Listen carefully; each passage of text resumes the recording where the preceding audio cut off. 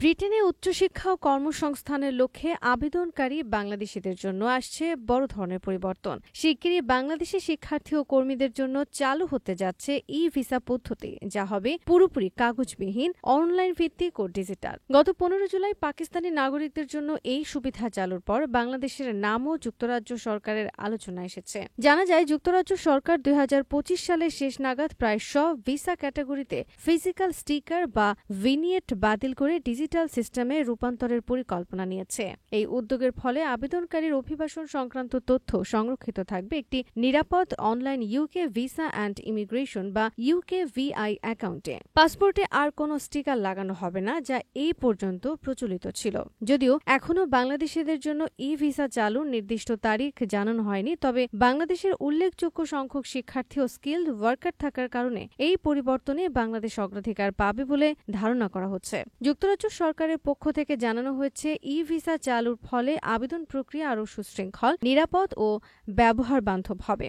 আবেদনকারীরা তাদের visa status সহজেই অনলাইনে যাচাই ও তৃতীয় পক্ষকে প্রদর্শন করতে পারবেন। লন্ডনের একজন আইন বিশেষজ্ঞ জানান, ই ভিসা চালুর ফলে শিক্ষার্থী ও কর্মীরা তাদের অভিবাসন অবস্থা প্রমাণে ডিজিটাল সুবিধা পাবেন এবং পাসপোর্ট নিজের কাছেই রাখতে পারবেন, যা পূর্বের স্টিকার নির্ভর পদ্ধতির তুলনায় অনেক বেশি সুবিধাজনক। ই ভিসা ব্যবস্থায় নিয়োগদাতা, বাড়িওয়ালা বা ভ্রমণ নিরাপত্তা কর্তৃপক্ষের নিকট পরিচয় যাচাই আরও সহজ ও নির্ভরযোগ্য হবে। ভিউ অ্যান্ড প্রুফ সেবার মাধ্যমে ব্যবহারকারী চাইলে নিজের ভিসা স্ট্যাটাস তৃতীয় পক্ষকে অনলাইনে দেখাতে পারবেন।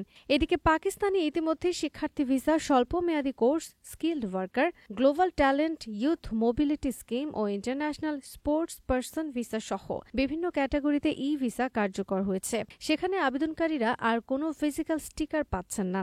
তবে নির্ভরশীল ভিসা, জেনারেল ভিজিটর ও কিছু ভিন্ন ধরনের স্বল্পমেয়াদী ভিসার ক্ষেত্রে এখনও স্টিকার ব্যবহৃত হচ্ছে। বাংলাদেশেও এ ধরনের ভিসাগুলোর বিষয়ে সিদ্ধান্ত পৃথক হতে পারে। সংশ্লিষ্টরা বাংলাদেশি আবেদনকারীদের যুক্তরাজ্য সরকারের ওয়েবসাইট ও অফিসিয়াল চ্যানেল নিয়মিত পর্যবেক্ষণের পরামর্শ দিয়েছেন।